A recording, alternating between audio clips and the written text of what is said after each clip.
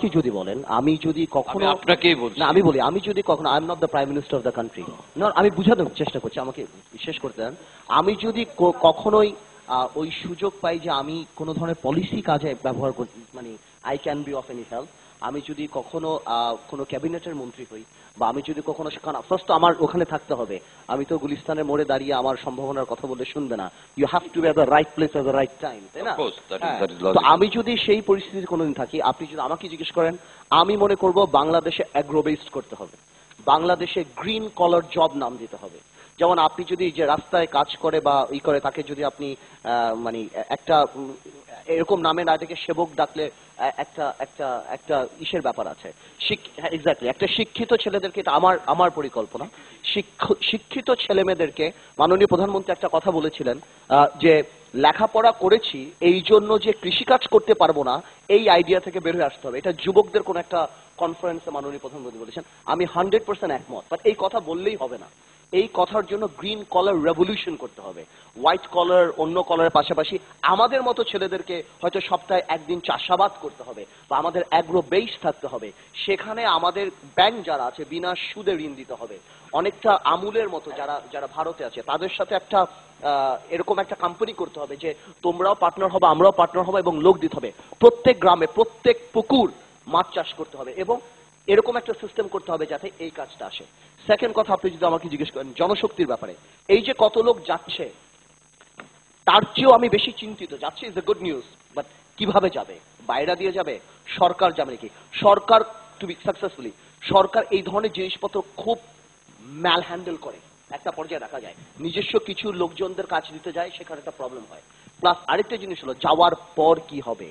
আমি বিদেশে, আমি শিওর এখানে সবাই বিদেশে গিয়েছেন, বিদেশে যাওয়ার পর, প্লেন থেকে নামার পর সাধারণ মানুষরা পর্যন্ত আমাদেরকে বলে, ভাই আমাদের নিয়ে কিছু বলেন, ভাই আমরা এখানে অনেক কষ্টে আছি, বাংলাদেশ এম্বাসি আমাদের দাম দেয় না, তারা আমাদের কথা শুনে না। যেখানে ভারতীয় পাকিস্তানের এত ভালো অবস্থান, এমবাসির প্রতি অভিযোগ, আমি বলছি না সরকার, it's not embassy, embassy part of the government, so it's government. So আমরা এত টাকা পাঠাই, আপনারা আমাদের একটু খেয়াল করেন, আমরা কি কি করি, আমাদের কথা একটু বলেন ভাই। তাদেরকে বাংলাদেশের ফার্স্ট ক্লাস সিটিজেনের মর্যাদা দেওয়া উচিত। সিআইপি করে যদি এই মন্ত্রী, মিনিস্টার বা অন্যান্য ব্যবসায়ীরা ভিআইপি দিয়ে যায়, তাহলে তাদের আনতে হবে, because at the end of the মাথায় রাখতে হবে এই লোকগুলি আছে বলেই আমরা কিন্তু ভালোভাবে থাকতে পারি। আরেকটা ব্যাপার করতে হবে, দুদক। আমাদের দেশের করাপশনের একটা মানে একটা গ্রহণযোগ্যতা হয়ে গিয়েছে। আগে মানুষ ঘুষ করে কাছে মেয়ে বিয়ে দিত না, এখন ঘুষ করতে দেখলে আমরা দাঁড়িয়ে যাই। এখন শেয়ার মার্কেটে দুর্নীতিবাদ যারা আছে তাদেরকে দেখলে আমরা অস্থির হয়ে যাই। ওকে, আমি একটু সময় নিচ্ছি আপনার কাছে, কারণ আমি আসলেই সম্ভাবনার কথা বলছি। আপনি রাতারাতি মানুষের মাইন্ডসেট পরিবর্তন করতে পারবেন না। সো আপনি একটা মানুষকে অনেস্ট করে দেন, দুদক। আপনি সিবিআইয়ের মতো দুদককে করে দেন, মাননীয় প্রধানমন্ত্রী দাঁড়িয়ে বলুক, বাবা আমার দুদকের চেয়ারম্যান কিন্তু পাগল, বাবা তোমরা চুরি করলে আমি কিন্তু তোমাদের বাদ দিয়ে দিতে হবে। তোমার, আমি বলছি, তাই বলছি আমি, যে সেই জিনিসটা করে দিতে হবে। আরেকটা ব্যাপার আমি যেটা বলতে যাচ্ছিলাম আপনাকে, সেটা হলো ন্যাশনাল কনসেনসাস, যেটা সবার কথার মধ্যে থেকে আসছে। না না, বাট আমি আপনাকে ভেঙে বলি, ন্যাশনাল কনসেন্সাসটা কোন ইস্যুতে থাকতে হবে? বিরোধী দল তো আমরা থাকবোই, আমরা থাকবো বা অন্য কেউ থাকে, বাট কিছু কিছু ন্যাশনাল ইস্যুতে ন্যাশনাল কনসেন্সাস থাকবে।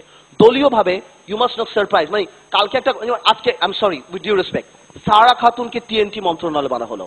Does she know what is IGW? Does she know what is ICS? Does she know how SMS works? Does she know what is 4G?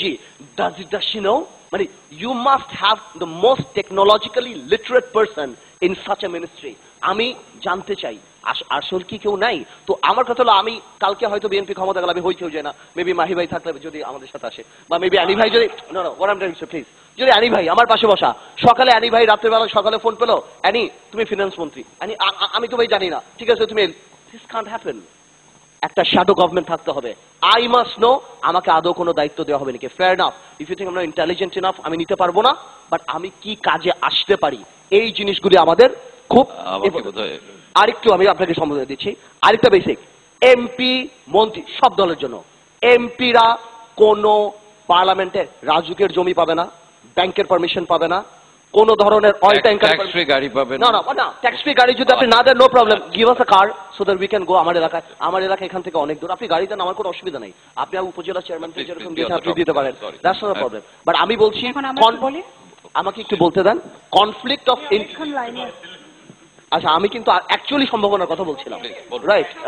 আপনার নিশ্চয় শেষ, সম্ভাবনা তো হতে পারে। হ্যাঁ চেষ্টা করেন না। আমি বোধহয় না, আমি তো আপনাকে বলছি, আপনি আমাকে জিজ্ঞেস করছেন আমরা সবার কাছে বেসিক আসবো। থেকের পর তো থাকতে হবে, তাই না?